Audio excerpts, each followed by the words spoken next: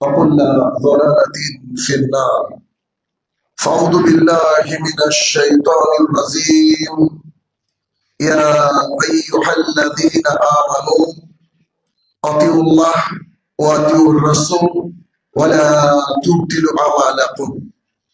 عن أبي هريرة رضي الله تعالى عنه قال قال رسول الله صلى الله عليه وسلم كل أمة يدخلون الجنة إلا من أبى. قيل يا رسول الله من أبى؟ قال من أطاعني دخل الجنة ومن عصاني فقد أبى.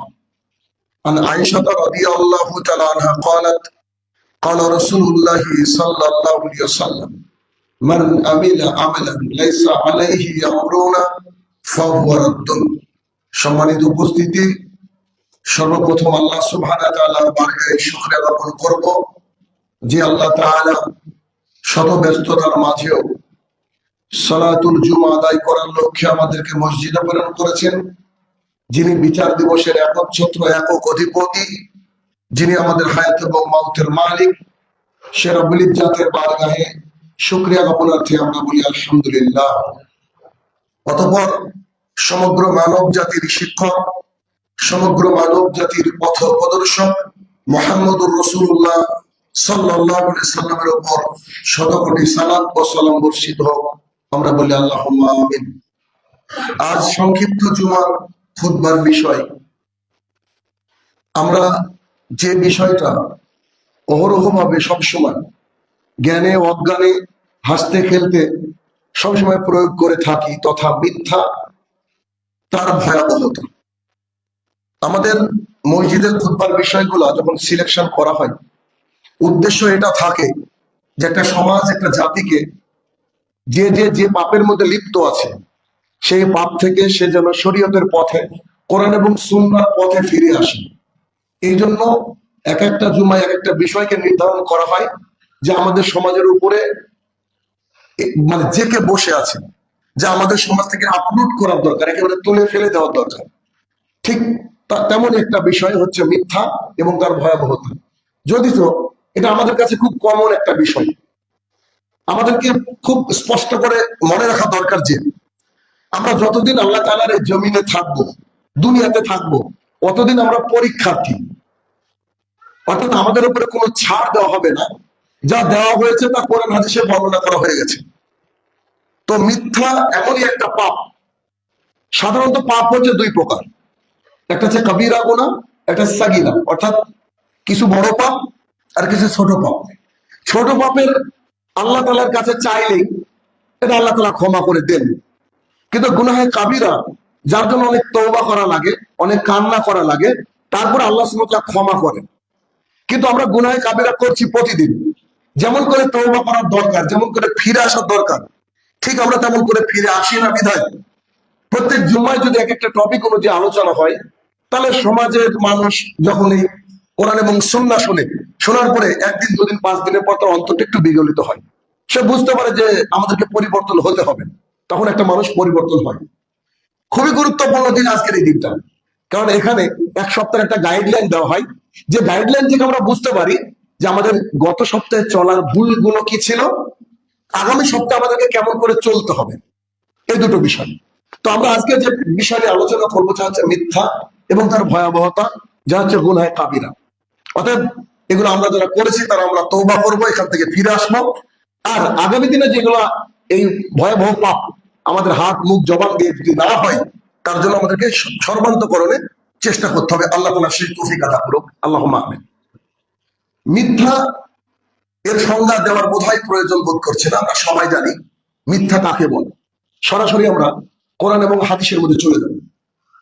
আল্লাহ সুবহানাহু ওয়া তাআলা সূরা তাওবা সূরা নম্বর 9 আয়াত নম্বর 119, আল্লাহ সুবহানাহু ওয়া তাআলা বলেন, ইয়া আইয়ুহাল্লাযীনা আমানু, হে ঈমানদারগণ, ওয়াত্তাকুল্লাহ, আল্লাহকে ভয় করো। আল্লাহ সুবহানাহু ওয়া তাআলা আল্লাহকে ভয় করো কথাটা বহুবার কোরআনুল কারীমের মধ্যে এনেছেন। যদি আপনি একটু ব্যাখ্যা বিশ্লেষণ করেন তাহলে বুঝতে পারবেন আল্লাহ তাআলাকে ভয় করলে আর কিছু লাগে না। আল্লাহ তাআলাকে ভয় করার পরে তার বিধিবিধান নিয়ম কানুনগুলো জেনে নিলেই ওখান থেকে বেঁচে থাকা যায়। এই জন্য আল্লাহ সুবহানাহু ওয়া তাআলা যখন কোনো ঈমানদারকে মেসেজ দেন, প্রায় জায়গায় আল্লাহ সুবহানাহু ওয়া তাআলা বলেছেন যে তোমরা আল্লাহকে ভয় করো। তো আল্লাহ সুবহানাহু ওয়া তাআলা একইভাবে এখানে বললেন, ইয়া আইয়ুহাল্লাযীনা আমানু তাকুল্লাহ, তোমরা আমাকে ভয় করো, ওয়া কুনু মাস-সাদিকিন, এবং তোমরা সত্যবাদীদের সাথে থাকো। পজিটিভ। তাহলে নেগেটিভটা কি? তোমরা মিথ্যাবাদীদের সাথকে ত্যাগ করো, সঙ্গকে পরিহার করো, যারা সত্যবাদী তাদের সাথে থাকো। এই শব্দের অর্থ অনেক ব্যাপক। আপনার জীবনে চলার পথে যতজন মানুষ আপনার সাথে থাকবে, যারা আপনার রিলেটিভ, যারা আপনার আত্মীয়, যারা আপনাদের রিলেশনের আত্মীয়, যারা আপনার বন্ধু, ফ্রেন্ড সার্কেল, সবাইকে হতে হবে সত্যবাদী। যদি কারোর মধ্যে কোনো মিথ্যাবাদিতার কোনো গুণ দেখেন, তাকে নসিহত করবেন একদিন, দুদিন, 3 দিন। যদি তিনি না শুধরান, তাহলে বেটার অপশন হচ্ছে যে আপনি তার কাছ থেকে দূরে থাকবেন। কেননা এটা আল্লাহ সুবহানাহু ওয়া তাআলা নির্দেশ করেন যে তোমরা আল্লাহকে ভয় করো এবং সত্যবাদীদের সাথে থাকো।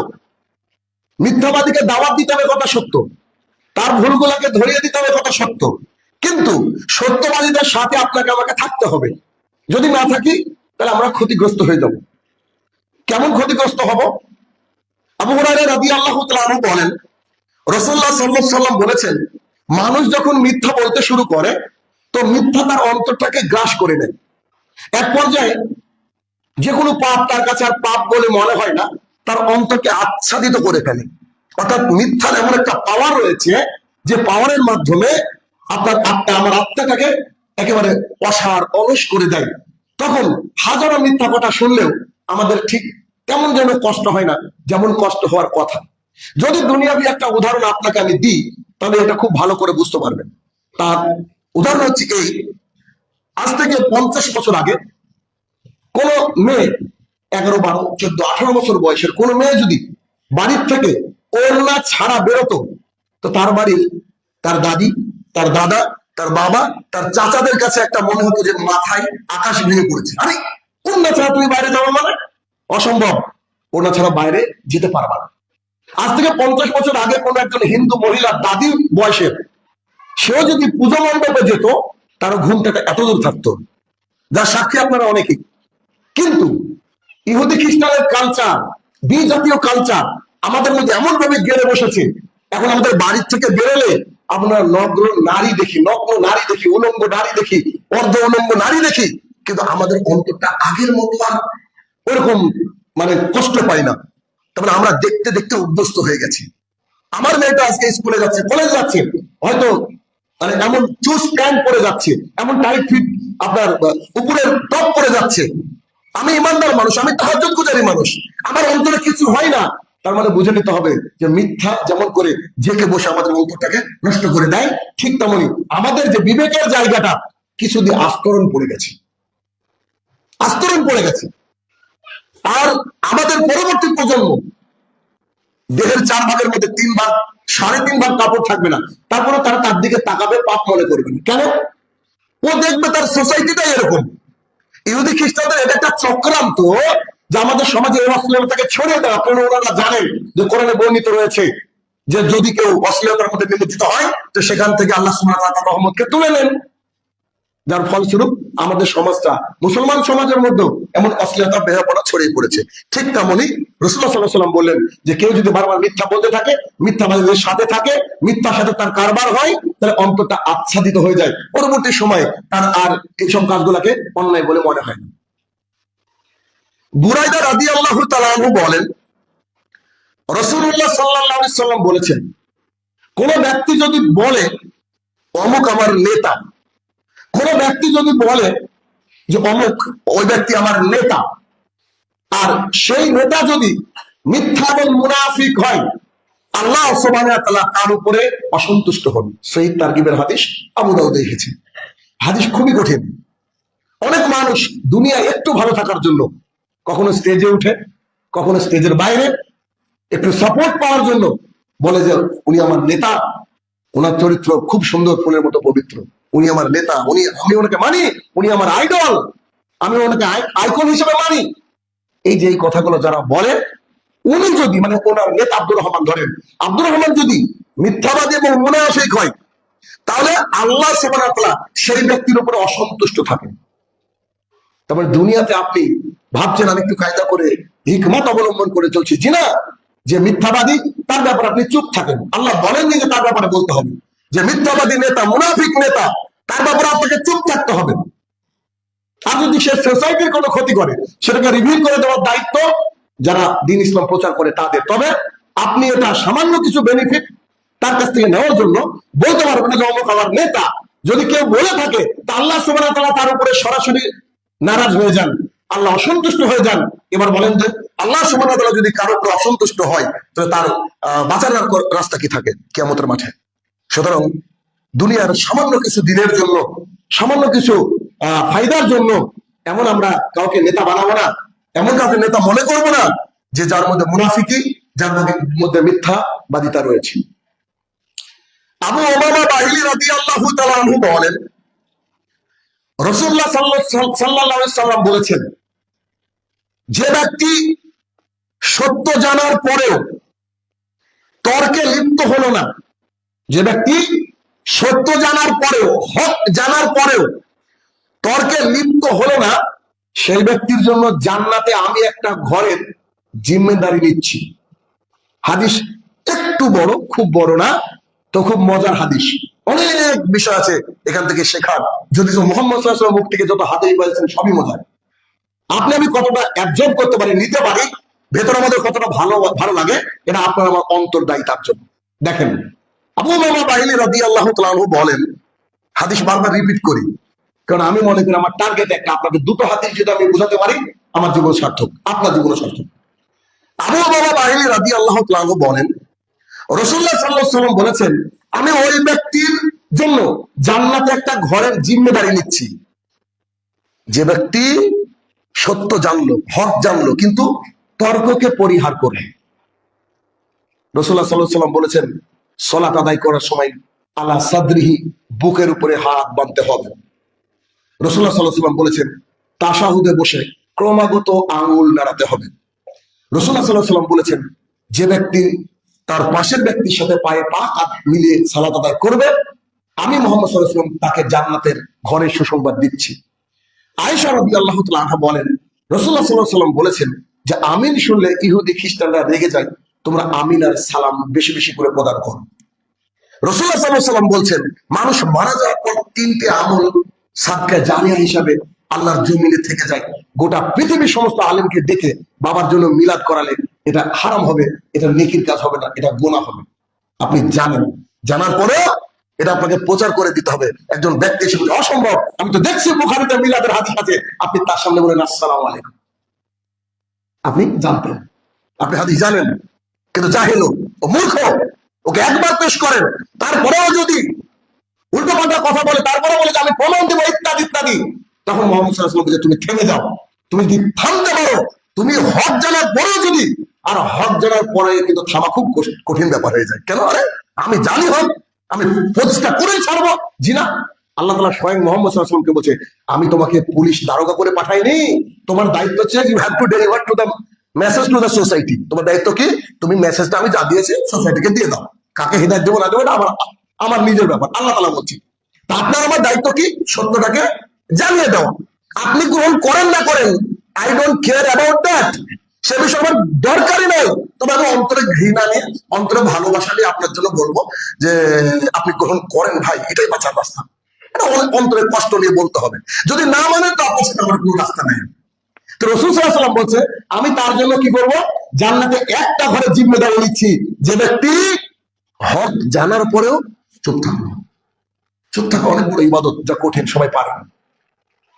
দ্বিতীয় অংশে হাদিসের রাসূলুল্লাহ সাল্লাল্লাহু আলাইহি ওয়াসাল্লাম বলছে, আমি তার জন্য জান্নাতে আরো একটা ঘরের জিম্মেদারি নিচ্ছি, যে ঘরটা হবে মিডল অফ দা জান্নাত, জান্নাতের মাঝখানে। দুনিয়াতে আমার মনে হয় আমরা বুঝি রাস্তার ধারে যদি বাড়ি হয়, জমি হয়, তার দাম বেশি। কিন্তু অনেকগুলো হাদিস পড়ে যেটুকু বুঝেছি, জান্নাতের মিডিলে বোধহয় ঘর পাওয়া একটা ভাগ্যের ব্যাপার। মুহাম্মদ সাল্লাল্লাহু আলাইহি ওয়াসাল্লাম স্পেশালি কিন্তু মিডলের ঘরের কথা বলেছেন।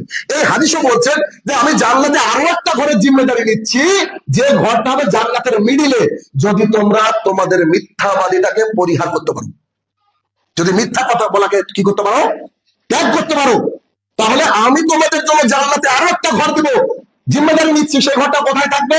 জান্নাতের মধ্যখানে।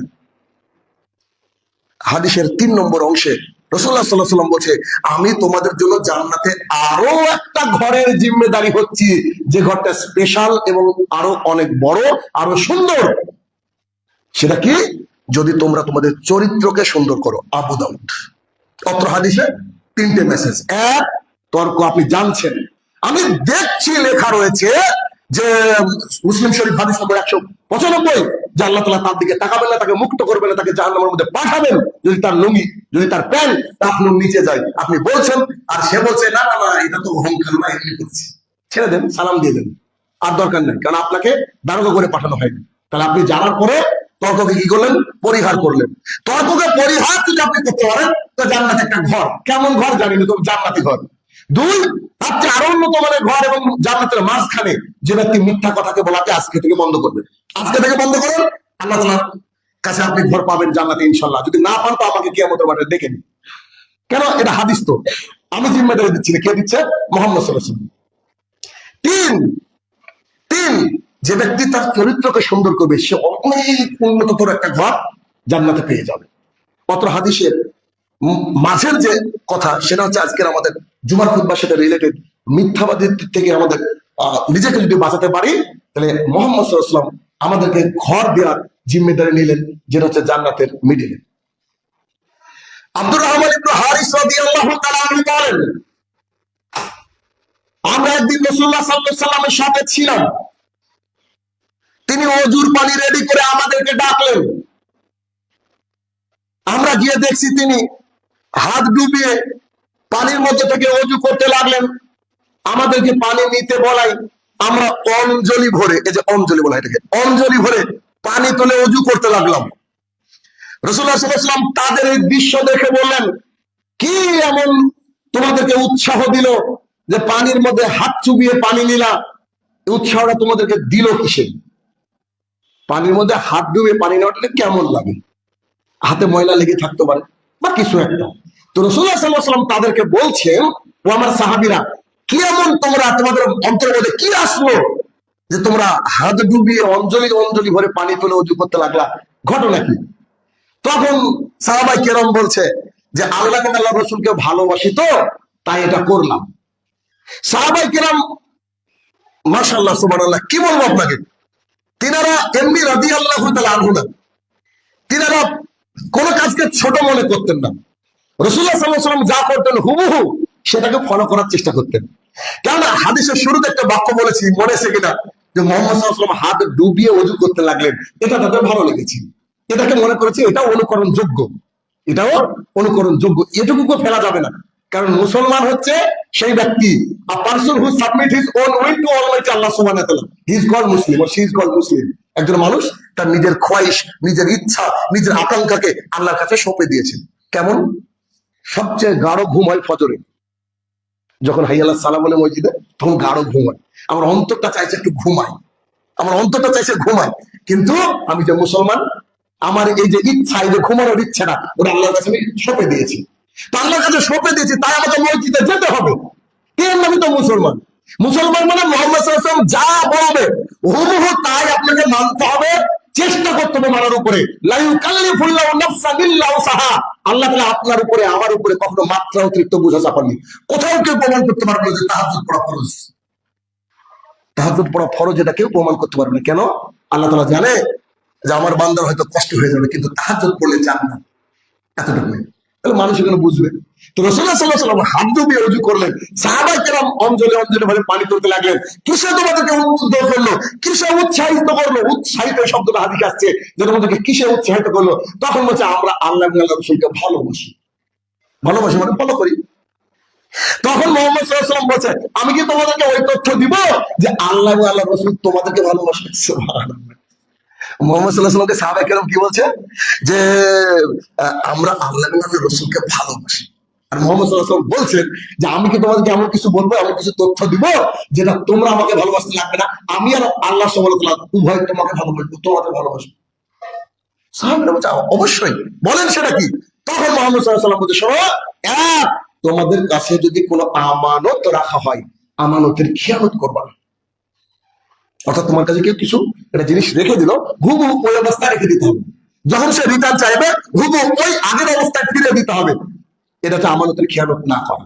দুই, কথা যখন বলবা তখন তোমরা সত্য কথা বলো, মিথ্যাকে পরিহার করো, মিথ্যাকে পরিহার করো। দেখেন এখানে মিথ্যার কথা গেলে হাদিসে আসছে যে মিথ্যাকে কি করো, পরিহার করো। তো মিথ্যাকে পরিহার করতে হবে। কোন ব্যক্তি যদি আল্লাহ তাআলার জন্য মিথ্যাকে পরিহার করতে পারে, তাহলে সেই ব্যক্তিকে উল্টো আল্লাহ সুবহানাহু ওয়া তাআলা ভালোবাসবেন এবং মুহাম্মদ সাল্লাল্লাহু আলাইহি ওয়াসাল্লাম ভালোবাসবেন। কারণ সত্যবাদিতা কঠিন জিনিস, সত্যবাদিতা খুব কঠিন জিনিস। কিয়ামতের মাঠে 7 শ্রেণীর মানুষ ছায়া পাবে, এ কথা আপনি আমি শুনি, হাদিস আবু হুরায়রা থেকে বর্ণিত। তো এই হাদিসের সিরিয়াল যদি আপনি আমি দেখি, 1 নম্বরে রয়েছে ইমামুল আদেল, ন্যায়পরায়ণ নেতা, সত্যবাদী নেতা, যার কাছে মিথ্যার কোনো আশ্রয় নেই। সেই ব্যক্তি কিয়ামতের মাঠে কি হবে, আল্লাহ তাআলার যে বিশেষ ছায়া, যেটাকে আমরা আরশের ছায়া বলি, সেই ছায়ার তলে মানুষ সমাসীন হবে 7 শ্রেণী। তার 1 শ্রেণী আছে ইমামুল আদেল।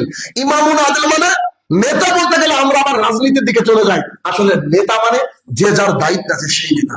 আমি আমার পরিবারকে চালাই, আমি নেতা। এই মসজিদের যিনি সভাপতি তিনি নেতা, বা আমির তিনি নেতা। একটা স্কুলের হেডমাস্টার তিনি নেতা, একটা কলেজের প্রিন্সিপাল তিনি নেতা। অর্থাৎ যে ব্যক্তি কাউকে পরিচালনা করে, কোন গ্রুপকে পরিচালিত করে, মানে পরিচালিত হয় তার দ্বারা, সেই ব্যক্তির নাম হচ্ছে নেতা। রাসূল সাল্লাল্লাহু আলাইহি ওয়াসাল্লাম বলেছেন কিয়ামতের মাঠে মানুষ চাহিদাই করবে, সেই দিন যে প্রথম প্রায়োরিটি পাবে আল্লাহ সুবহানাহু ওয়া তাআলার ওই ছায়ার তলে যাওয়ার, সে হচ্ছে ইমামুল আদেল, ন্যায়পরায়ণ নেতা। দ্বিতীয় বাক্য বলছে যার অন্তরটা মুআল্লাকা ফিল মাসাজিদ, মসজিদে এখানে ঝুলে থাকে। যে ব্যক্তি ইমানদার সে কখনো ফজর কাজা করতে পারে, অসম্ভব। কাজা বলেছি আগে, কাজা বলেছি, ভালো করে কথা ধ্যান দেবেন। মানে ছেড়ে দিলে এই কথা তো হতে পারে না, কাজাই কাজাই হতে পারে না। কেন আপনি উঠতে পারবেন না? আসতে হবে আপনাকে। অর্থাৎ মিথ্যাবাদীটাকে পরিহার করতে হবে। মিথ্যাবাদী খুব ডেঞ্জারাস জিনিস। এই মিথ্যাবাদী থেকে যদি আমরা নিজেকে পরিত্রাণ পেতে চাই, আল্লাহর কাছে ভালো হতে চাই, আল্লাহর সান্নিধ্য লাভ করতে চাই, আল্লাহর কাছে জান্নাতে ঘর চাই, রাসূল সাল্লাল্লাহু আলাইহি ওয়াসাল্লাম ভালোবাসা পেতে চাই, কিয়ামতের মাঠে যখন আমাদের উপরে কেউ থাকবে না, তখন মুহাম্মদ সাল্লাল্লাহু আলাইহি ওয়াসাল্লাম থাকবে। যদি আমরা ওইখানে আল্লাহ রাসূলের প্রিয় হতে চাই, তাহলে এই দুনিয়াতে কি করতে হবে? মিথ্যাবাদীদের সঙ্গ ত্যাগ করতে হবে। আব্দুল্লাহ ইবনে ওমর রাদিয়াল্লাহু তাআলা আনহু বলেন, রাসূলুল্লাহ সাল্লাল্লাহু আলাইহি ওয়াসাল্লাম বলেছেন, এই 4টে জিনিস যার মধ্যে থাকবে সে হচ্ছে পাক্কা মুনাফিক। হাদিসে পাক্কা শব্দ দিয়েছে তাই বলছি। এই 4টে বিষয় যার মধ্যে থাকবে সে হচ্ছে পাক্কা মুনাফিক। আর এর মধ্যে কোনো একটা থাকলে তার মধ্যে মুনাফিকের এক অংশ থাকবে। রাসূলুল্লাহ সাল্লাল্লাহু আলাইহি ওয়াসাল্লাম কি বলছেন, যে এই 4টে বিষয় যদি কারোর মধ্যে থাকে সে পাক্কা মুনাফিক, সন্দেহ নেই। তবে এর মধ্যে যদি কোনো একটা তার মধ্যে থাকে, তাহলে মুনাফিকের কোনো একটা অংশ তার উপরে থাকলো। সেটা কি? তার প্রথম অংশ হচ্ছে যে তার কাছে যদি কোনো আমানত রাখা হয়, সে খেয়ানত করে বসবে। আমানত রাখলে সে খেয়ানত করে বসবে। আমানত রাখার পরে সে যদি খেয়ানত করে বসে, তাহলে এই হচ্ছে মুনাফিকের একটা গুণ। 2, কথা বললে মিথ্যা বলবে। কথা বললে মিথ্যা বলবে। মিথ্যা কি একটু পরে আসছি, আর একটা হাদিসে বুঝতে পারবেন যে কাকেও মিথ্যা বলে, এটা আমরা অহরহ করি। 2, কথা বললে মিথ্যা বলবে। 3, ও কথা বলার সময় অশ্লীল ভাষা ব্যবহার করবে।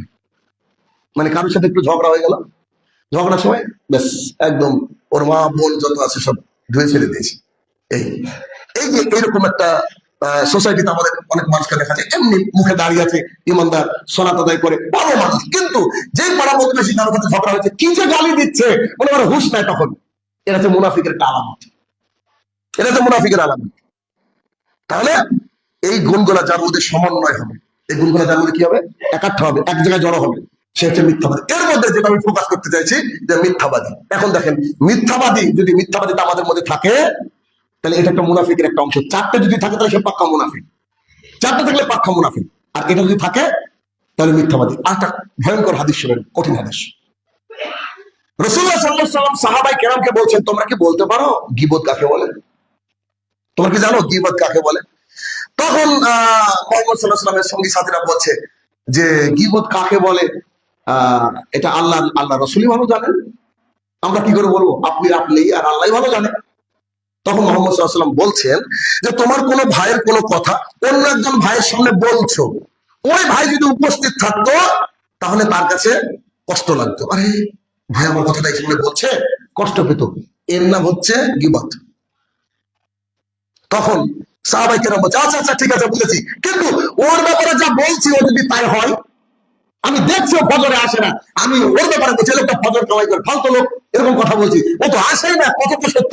তখন মোহাম্মদ সাল্লাল্লাহু আলাইহি ওয়াসাল্লাম বুঝে যদি সত্য হয় তবে কি বলতো, কথা ভালো করে বুঝতে হবে। যদি সত্য হয়, কথা সত্য হলে, ও যদি ফজরে সত্যি না আসে তবে গীবত। আর যদি সত্য না হয় তাহলে তার উপরে মিথ্যাবাদিতা, অপবাদ, তার উপরে অপবাদ।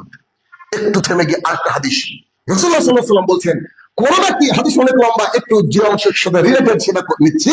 রাসূলুল্লাহ সাল্লাল্লাহু আলাইহি ওয়াসাল্লাম বলছেন, কোন ব্যক্তি যদি কাউকে অপবাদ দেয়, মিথ্যা কথা বলে কাউকে ফাঁসিয়ে দেয়, অপবাদ দেয়, সেই ব্যক্তি তাকে হত্যা করলে যত পাপ, তাকে অপবাদ মিথ্যা কথার মাধ্যমে বলে তাকে ঠকানো, নষ্ট করে দেওয়া, তার সংসার নষ্ট করে দেওয়া, তার সম্বন্ধে কোনো কিছু বলে ঝামেলা পাকিয়ে দেওয়া হচ্ছে কত বড় অপরাধ। বলেন এই হাদিস কোথায় রাখবেন? এই হাদিস আপনি রাখবেন কোথায়? আপনি করেন না এই জিনিসটা। এই জিনিসটার ব্যাপারে আমি অন্য একজন বন্ধুর সামনে বললাম যে এইটা করে রাসূল সাল্লাল্লাহু আলাইহি ওয়াসাল্লাম যে এই ব্যক্তিকে হত্যা করলে যা পাপ হতো, তার ব্যাপারে অপরাধ, মানে যে অপবাদ দিয়েছে, মিথ্যাবাদিতা লাগিয়েছে, যে অপবাদ করেছে, এই ব্যক্তি অতটা পাপ করলো। কোথায় হত্যা আর কোথায় মিথ্যা, কত ডিফারেন্স অহরহ করি, কিন্তু আমরা এই বিষয়টাকে বোঝার চেষ্টা করি না। আবু হুরায়রা রাদিয়াল্লাহু তাআলা আনহু বলেন, রাসূলুল্লাহ সাল্লাল্লাহু আলাইহি সাল্লাম বলেছেন, কোন, যদিও মহিলা দিয়ে হাদিস, আল্লাহ রাসূল বলেছেন, কোন মা তার সন্তানকে বলল আসো দিব, আল্লাহ রাসূল এভাবে হাত মুঠ করে সাহাবীদেরকে হাদিস শোনাচ্ছেন এভাবে যে আসো তোমাকে দিব, যদি সেই বাচ্চাটা, সেই ব্যক্তি যাকে ডাকা হচ্ছে, সে কিছু না পায়, তাহলে সেই ব্যক্তিকে মিথ্যাবাদী হিসাবে গণ্য করা হবে। কল্পনা করছেন?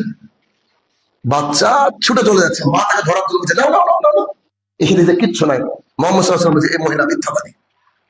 এই বিষয়ে রিলেটেড অনেক হাদিস দিয়েছে, অত বলার প্রয়োজন নেই, একটা বললাম আপনি বুঝতে পেরেছেন যে কাউকে আসো দিব এ কথা বলে যদি আপনি কিছু না দেন, আপনি আমি মিথ্যাবাদী।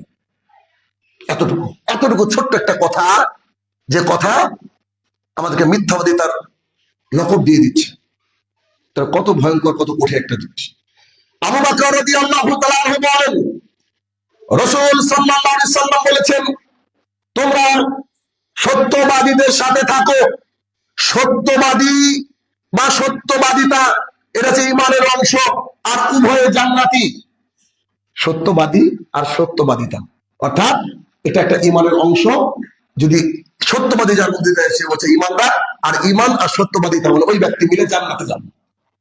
একই হাদিসে রাসূলুল্লাহ সাল্লাল্লাহু আলাইহি ওয়াসাল্লাম বলছেন, তোমরা মিথ্যা কথা বলাকে পরিহার করো, মিথ্যা থেকে দূরে থাকো, কেননা মিথ্যা আর মিথ্যাবাদী উভয় জাহান্নামী। কত কঠিন কথা। মিথ্যা আর অহরহ বলি, কিছুই মনে করি না, কিন্তু এই মিথ্যা থেকে পরিহার থাকতে হবে। এই জন্য মুহাম্মদ সাল্লাল্লাহু আলাইহি ওয়াসাল্লাম এই হাদিস বলেছেন, ফালিয়াকুল খায়র আও লিয়াসমুত, কিছু বলতে হলে ভালো বলো, নইলে চুপ থাকো। চুপ থাকাটা খুব কঠিন, খুব কঠিন কাজ চুপ থাকা, কিন্তু চুপ থাকলে এটা একটা ইবাদত, কিয়ামতের মাঠে বেঁচে যাওয়া হবে। আমরা যদি চুপ থাকতে পারি তাহলে কিয়ামতের মাঠে আমরা বেঁচে যেতে পারি, কিন্তু আমরা সব বিষয়ে আমাদেরকে মুখ খুলতে হবে, সব বিষয়ে আমাদেরকে কথা বলতে হবে, জি না, এটা খুব কষ্টকর বিষয়। আবু হুরায়রা রাদিয়াল্লাহু তাআলা আনহু বলেন,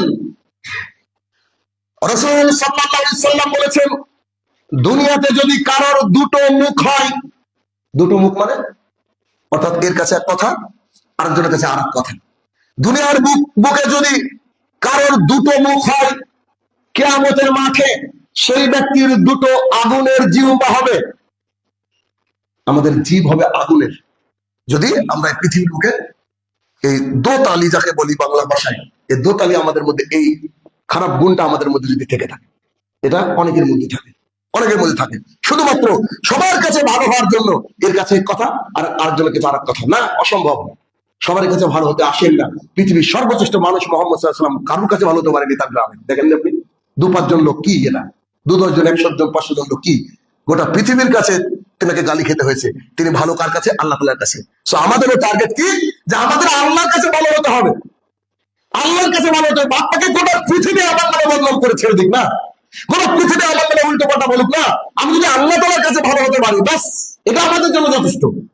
এই জন্য আমাদেরকে সবসময় হক পথে থাকতে হবে, হক ভাবে চলতে হবে, সত্য কথা বলতে হবে। তাদের যদি আমার ফাঁসি হয়, জেল হয়, যাক না হোক, কারণ রাসূলুল্লাহ সাল্লাল্লাহু আলাইহি ওয়াসাল্লাম বলেছেন, তাদের জন্য কঠোর আযাব রয়েছে যারা হাসানোর ছলে মিথ্যা কথা বলে, হাসানোর ছলে মিথ্যা কথা বলে।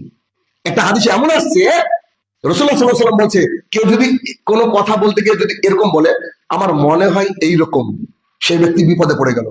মনে হয় এরকম মানে কনফার্ম না জেনে কথা বলা যাবে না। যেমন ইমাম আবু হানিফা রাহমাতুল্লাহ আলাইহি বলছেন যে কারোর জন্য আমার ফতোয়া গ্রহণ করা জায়েজ নয় যতক্ষণ না ও বুঝবে যে আমি ওই ফতোয়াটা কোন জায়গা থেকে দিয়েছি। বলেন কজন গবেষক আছে? যারা আমরা হানাফি মাযহাব মানি তাদের মধ্যে কজন গবেষক আছে? আবু হানিফা রাহমাতুল্লাহ কি বলছে? ডাইরেক্ট আমার কথা তোমরা নিবা না, তোমরা কি করবা, যে আমি কোথা থেকে সোর্স অফ মানে নলেজ আমি কোথা থেকে নিচ্ছি ওটাকে খুঁজো। বুখারী, আবু দাউদ, তিরমিজি, নাসাঈ না আর কোন কিতাব, ওখান থেকে তুমি দেখো যে ঠিক আছে কিনা। যদি ওটা দেখতে পাও তবে আমার কথা নেও, নইলে তোমার জন্য ফতোয়া নেওয়াই যায় না। হুজুর তো ফেসে গেল। হুজুর বলে কেতাবে আছে, হোয়ার ইজ দ্য কেতাব? কেতাব তো পেলাম না হুজুরের, বলছে যে 1 কুইন্টাল কেতাব আছে না। খুব মুশকিল একটা ব্যাপার। আর এই মিথ্যাবাদিতার মধ্যে অন্যতম মিথ্যাবাদীর জায়গা হচ্ছে আমাদের বর্তমানের ওয়াজের মঞ্চগুলা। 80% মিথ্যাবাদ, মিথ্যা কথা দিয়ে চলে। আপনি খালি একটা যে কোনো বক্তৃতা টেনে দেখেন, ওর মধ্যে বক্তা মিথ্যা কথা বলছে। অর্থাৎ মিথ্যা খুব ভয়াবহ জিনিস, খুব কঠিন জিনিস। আল্লাহ সুবহানাহু ওয়া তাআলা এই মিথ্যাবাদীদের থেকে আমাদের নামকে কেটে মিথ্যা কথা বলা, মিথ্যা কোনো কাজকর্মের সঙ্গে যুক্ত হওয়া থেকে আমাদেরকে বিরত রাখুক। আল্লাহুম্মা আমিন।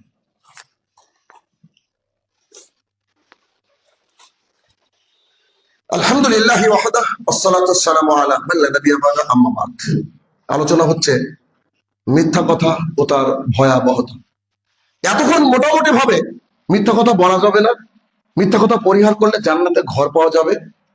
মিথ্যা যারা কথা বলে তাদের জন্য আল্লাহ তাআলার কাছে লেখা থাকবে মিথ্যাবাদী। কিয়ামতের মাঠে যখন আপনি আমি হাঁটবো, আমাদের কপালের উপরে পিঠের উপরে সাইনবোর্ড চলে আছে, ইজ দ্য লায়ার, সে হচ্ছে মিথ্যাবাদী।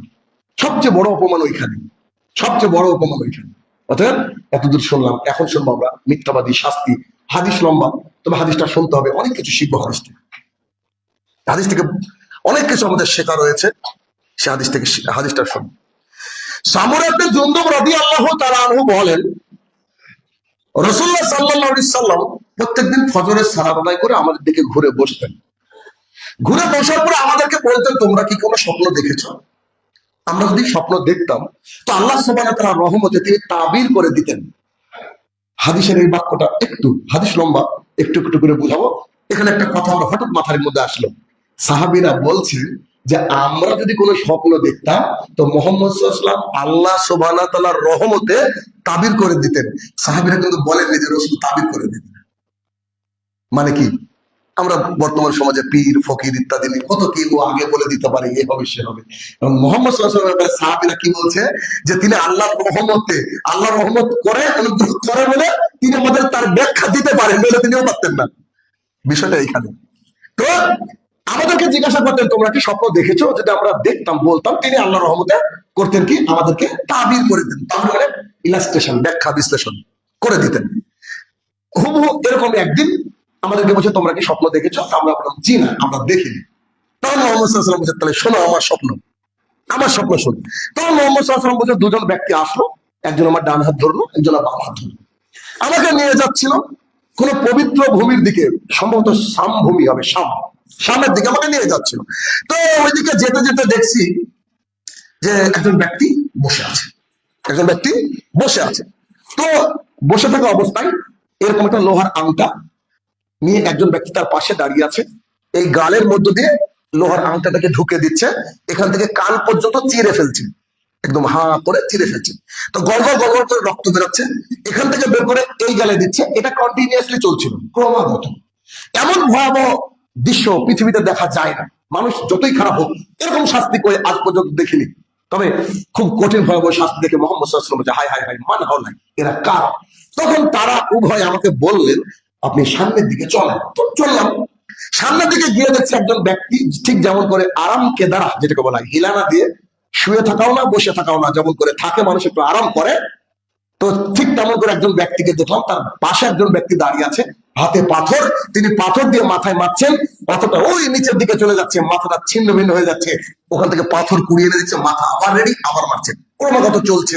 আমি বললাম ভাই এরা কারা? তখন তারা আমাকে বলে একটু আগে চলেন। তো তারা উভয় আমাকে সামনের দিকে নিয়ে গেল, সামনের দিকে নিয়ে গিয়ে দেখছে একটা বিশাল গোলা, গোলার মতো কুঠির মতো একটা জিনিস, যার মধ্যে দাও দাও করে আগুন জ্বলছে। নারী আর পুরুষ উলঙ্গ জড়া ধরে আছে। আগুনের স্ফুলিঙ্গ যখন উপরের দিকে উঠছে, তখন ওরা উপরে উঠে যাচ্ছে। জাহান্নামের আগুনের গতি কি! 2জন মানুষ, 10জন মানুষ একসঙ্গে মানুষকে উপরে তুলে ফেলছে, লেলিহান শিখা। কল্পনা করতে পারেন কি? একটা হাদিসের কোনো অংশ যদি আপনি বাড়িতে নিয়ে যেতে পারেন, আপনার জীবন পরিবর্তন হবে। পৃথিবীর যতই উন্নত আগুন হোক, যতই টেকনোলজি ওয়ালা আগুন হোক, বলেন তো যে ও 1 কেজির একটা বাটখানাকে উপরে তুলতে পারবে? আগুনের ওই যে স্ফুলিঙ্গ তুলতে পারবে না। কিন্তু মোহাম্মদ সাল্লাল্লাহু আলাইহি ওয়াসাল্লামকে দৃশ্য দেখানো হচ্ছে যে দুজন মানুষ যদি 40-80 কেজি হয়, 80 কেজি মানুষকে আগুন উপরের দিকে তুলছে। আগুনের লেলিয়ান শিখাটা অস্তমিত হচ্ছে, নিচে নেমে যাচ্ছে, আবার দুটা, তারা বাপরে মানে করে চিৎকার করছে। মোহাম্মদ সাল্লাল্লাহু আলাইহি ওয়াসাল্লাম বলছে, হায় হায় হায়, মারহাবান, এরা কারা? তখন বলতে চলেন একটু সামনে চলেন। তো একটু সামনে গিয়ে দেখছি যে একটা রক্তের নদী, তার মধ্যে অনেকগুলো মানুষ, একজন মানুষ সাঁতরে কুলে আসছে, আর একজন ব্যক্তি বড় পাথর নিয়ে দাঁড়িয়ে আছে, তার মুখের মধ্যে পাথরটা দিচ্ছে, আবার চলে যাচ্ছে, সে উঠার চেষ্টা করছে, উঠতে পারছে না। তখন মোহাম্মদ সাল্লাল্লাহু আলাইহি ওয়াসাল্লাম বলছে, এরা কারা? তখন তারা বলছে, চলেন একটু এগিয়ে চলে। তাহলে একটা শস্য শ্যামল সুন্দর একটা সবুজ বাগানের মধ্যে ঢুকলাম। তো বাগানের মধ্যে ঢুকে দিচ্ছি, একটা বিশাল লম্বা গাছ, তার পাশ গাছের ওইখানে একজন সুন্দর সুদর্শন ব্যক্তি বসে আছে, তার আশেপাশে কিছু বাচ্চারা খেলাধুলা করছে। আর ওইদিকে খেয়াল করে দেখলাম কিছু মানে একজন ব্যক্তি আগুনকে এরকম একটা লাঠি দিয়ে জাল করছে, আগুনকে রেডি করছে আর কি, কোনো কিছুর জন্য রেডি করছে। তখন তারা আমাকে বললেন যে চলেন আপনি গাছের উপরে উঠেন। আমি কোনোদিন গাছে উঠিনি, তারা আমাকে গাছে ঠেলে তুললো। আমি উঠে দেখছি একটা সুন্দর রুম, এত সুন্দর রুম আমি কোনোদিন দেখিনি। এই রুমের মধ্যে দেখলাম নারী পুরুষ বৃদ্ধ সবাই রয়েছে। তারপরে তারা আমাকে বলে যে চলেন পরের ঘরে। পরের ঘরে দেখেছি শুধু মানে ছেলে, মানে পুরুষ আর নারী, এরকম মানে বাচ্চাদেরকে ওখানে পাওয়া গেল না, তারা উভয় রয়েছে, এরকম আমি দেখলাম। তারপরে তাদেরকে বলা হচ্ছে যে, তারপরে দেখা হচ্ছে যে উপরে একটা সুন্দর ঘর, মেঘের মধ্যে এত সুন্দর ঘর। তখন বলছে যে ওইটা কি? বলছে ওখানে একটু থামেন, আপনাকে পরে বলছি, এটা পরে বলছি। তখন যখন এই পুরো স্বপ্নটা দেখলেন মোহাম্মদ সাল্লাল্লাহু আলাইহি ওয়াসাল্লাম, দেখার পরে এখন জিজ্ঞাসা করা হচ্ছে যে আচ্ছা ঘটনা বলো আমাকে, এই যে আমাকে সারা ধরে এই ঘটনা দেখালে, এই ঘটনা আবির কি, ব্যাখ্যা কি, তোমরা বলো। তো উভয় যারা মোহাম্মদ সাল্লাল্লাহু আলাইহি ওয়াসাল্লামকে নিয়ে সামনের দিকে দিয়ে যাচ্ছিলেন, উভয় তারা ব্যাখ্যা দিতে শুরু করলেন। তারা বলছে, শুনেন, প্রথম ব্যক্তি কাকে দেখেছিলেন? যে ব্যক্তি বসেছিল আর তার পাশে একজন ব্যক্তি লোহার আংটা দিয়ে তার গালকে চিরে ফেলছিল। তো বলছে এরা কারা? তো এরা হচ্ছে দুনিয়াতে যারা মিথ্যা কথা বলে আর ওই মিথ্যা কথা সকালে ছড়িয়ে যায়। মিথ্যা কথা বলে আর ওই মিথ্যা কি হয়? সকালে ছড়িয়ে যায়। এরা হচ্ছে তারা, এরা হচ্ছে তারা। দেখবেন মাঝে মাঝে এমন একটা কথা শোনা যায় যে লবণের শর্ট পড়বে আগামীকাল থেকে, সবাই লবণ কিনতে চাইবে। এরা হচ্ছে তারা। দেখবেন এই যে বিড়ি মাকরু, এই শব্দটা আমি আপনি বলিনি, খুব উঁচু মানের কোন দাড়িওয়ালা টুপিওয়ালা লোকই বলেছিল যে বিড়ি মাকরু। তারপর থেকে হুজুরা খায়, তার মানে এটা গোটা বিশ্ববিহীন ভেবে ছড়ে গেছে। মানে ওর অবস্থা এখন খবর এরকমই হচ্ছে। ওই যে ওর বাবা মদ খেয়ে গাঁজাকে মারা গিয়েছে, কিন্তু মিলাদ করলে ওর বাবা নাকি জান্নাতে যাবে। যে ব্যক্তি প্রথম বলেছিল, ওর ভাগে এটাই চলছে। মানে যে ব্যক্তি মিথ্যা কথা বলে, যে ব্যক্তি মিথ্যা কথা বলে, কত বড় শাস্তি! আর আমি যে হাদিস পড়লাম, এটা কবরের হাদিস, লাস্টের হাদিস। এই শাস্তিটা কবরে হয়। এখন যে আপনি আমি আজকে মারা যাই, কবে কিয়ামত হবে জানি না। বলেন তো কতদিন যাবত এটা হবে আপনার? এই জন্য মোহাম্মদ সাল্লাল্লাহু আলাইহি ওয়াসাল্লাম এর সাহাবীরা চুপ থাকতেন, সবসময় চুপ থাকতেন। জানার পরে বলতেন, আল্লাহু রাসূলুহু আলাম, আল্লাহ আল্লাহ রসুল জানেন। আপনার আমার বুকটা ধড়ফড় করে, কখন বলবো কখন বলবো, বলতে পারলে যেন মজা। কত বক্তাকে কত রকম কথা বলতে দেখছি, কি কি বলে দিচ্ছে, আল্লাহু আকবার। ওর হিসাবই নাই, হিসাবই নাই, হিসাব ছাড়া কথা বলছে, হিসাব ছাড়া কথা বলছে। খুব মুশকিল একটা ব্যাপার ভাই। সবারই দায়িত্ব নিতে যেন না, যতটুকু পারবেন নিজেকে কন্ট্রোল রাখার চেষ্টা করেন। একটু এদিক ওদিক হলেই বিপদ আছে ভাগ্যে। তো কি ওই ব্যক্তি যে মিথ্যা কথা বলে আর তার মিথ্যাটা দেশব্যাপী ছড়িয়ে যায়, তার সে হচ্ছে, ওকে শাস্তি দেওয়া হচ্ছে। 2 নম্বর ব্যক্তি যে ওই অর্ধ শোয়া অবস্থায় বসেছিলেন, তার মাথাকে ভেঙে দেওয়া হচ্ছিল। এরা কারা? তবে যারা কোরআন জানার পরে যারা ফজরে উপস্থিত হতো না, কোরআন জানার পরেও যারা ফজরে উপস্থিত হতো না, এর মধ্যে তো 80% লোক ফজর আসে না। এরা মোরলাদের কবরে এই শাস্তি হবে। কষ্ট লাগছে? খারাপ লাগছে? যদি খারাপ লাগে, আল্লাহ বিবেক দেয়, লজ্জার পাঁচটা যদি হারিয়ে না পৌঁছেন ইসলামপুর বাজারে, তো ফজর সালাত আজ থেকে মিস করবেন না। কবর খুব কঠিন জায়গা, সেখান থেকে রিটার্ন করা যায়। পৃথিবীতে সবচেয়ে বড় অপরাধ করেও জেল থেকে ফিরে আসা যায় 14 বছর পর। 14 বছরকে যাবজ্জীবন বলা হয়, 15তম বছরকে স্ত্রী ছেলে মেয়ের সন্তানের মুখ দেখা যায়। কিন্তু কবর খুব কঠিন একটা জায়গা, সাবধান। যে ব্যক্তি কোরআন এবং হাদিস জানতো, জানার পরে কি করতো? ফজরে ঘুমে থাকতো। এখন যদি বলা যায় ইসলামপুরের লোক আমরা জানি না, শাহিন রহমান জানেন, আজ থেকে ভাইকে আরো খারাপ আছে। আপনি মরেন আজকে, আজ থেকে আপনাকে ফজরে আসতে হবে। 2, 3, ওই যে নারী পুরুষ জড়া ধরেছিল, ওরা উপরের দিকে উঠছিল। এরা কারা? এরা হচ্ছে জেনাকার, জেনাকারিনী। দুনিয়ার বুকে জেনাকার, এর ব্যাখ্যা আবার যদি কোনোদিন এখানে আসি পরে বলবো। জেনাকার, জেনাকারিনী আপনারা একটু বুঝেন মোটামুটি। 4, ওই রক্তের নদীতে যাকে ফেলে দিয়ে সাঁতার খেলানো হচ্ছিল সে ব্যক্তিকে, যাদের বাড়িতে বন্ধ লোন ছিল তারা, যাদের বাড়িতে গ্রুপ লোন ছিল তারা, যাদের বাড়িতে এলআইসি ছিল তারা, সুদ ঘুষের ক্ষেত্রে যারা জড়িত তারা এই রক্তের নদীতে এরকম করে হাবুডুবু খেলে। কথা কষ্ট হলেও নামতে হবে, কারণ দুনিয়ার জীবন 50-60 বছরের, আখিরাতের জীবন নেভার এন্ডিং লাইফ, ও জীবনে কোনো শেষ নাই। অর্থাৎ বুদ্ধিমানরা নসিহত গ্রহণ করে এবং নিজেকে পরিবর্তন করে। এরপরে মোহাম্মদ সাল্লাল্লাহু আলাইহি ওয়াসাল্লাম বলছে, আচ্ছা ঠিক আছে, ওই যে গাছ দেখলাম, গাছের নিচে ওটা কে বসে আছে? তো ওটা হচ্ছে ইব্রাহিম আলাইহিস সালাম, আর তার পাশে বাচ্চাগুলো জান্নাতি বাচ্চা, ছোটবেলায় মারা গেছে, ওরা খেলাধুলা করছে। আর এইদিকে যাকে দেখলাম আগুনকে রেডি করছে, এর নাম হচ্ছে জাহান্নামের ফেরেশতা মালিক, খুব কড়া, খুব কড়া, এর অন্তরে দয়াময় কিছু নাই, পুলিশের থেকেও কড়া, ওর অন্তরে দয়াময় নাই, ও আগুনকে রেডি করছে জাহান্নামের আগুন কালো একদম শেষ করে দেওয়ার জন্য। তারপরে বলছে, আমি প্রথম যে ঘরটা দেখলাম ওটা কি? ওটা হচ্ছে জান্নাতীদের কমন রুম।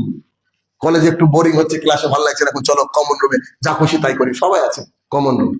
দ্বিতীয় নম্বর ঘর বলছে ওইটা হচ্ছে শহীদদের রুম, যারা শহীদ তাদের রুম। তবে চণ্ডীদাসকে শহীদ বলা যাবে না, এটা আমরা মিথ্যা কথা বলি। শহীদ মানে যে ব্যক্তি শাহাদাত বরণ করেছে, আল্লাহর কালিমার পতাকাকে বুলন্দ করার জন্য যে মারা গেছে তাকে বলে শহীদ। আর এখন চণ্ডীদাসও শহীদ দেওয়া হচ্ছে মানুষ, আশ্চর্য করি।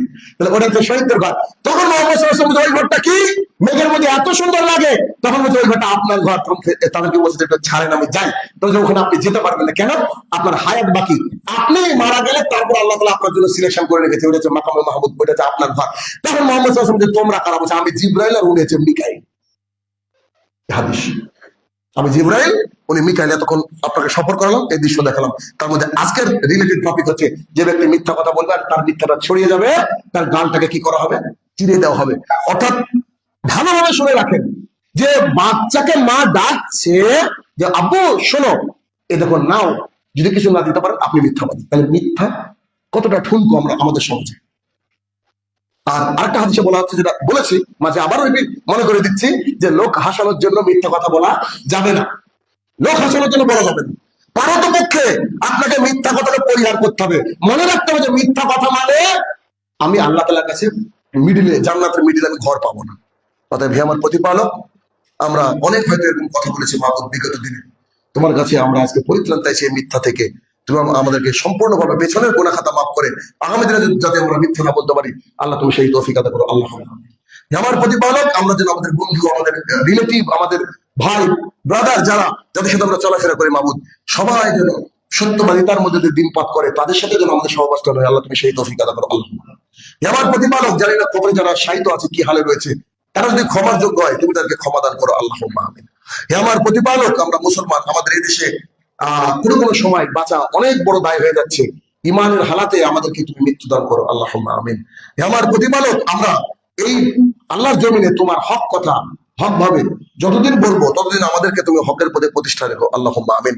আমরা এখনো যারা হারামের সাথে যুক্ত থেকেছি, থাকি, আল্লাহ তাদেরকে হারাম থেকে হালাল রুজির পথে আনা তৌফিক আদা করো। আল্লাহ আমিন।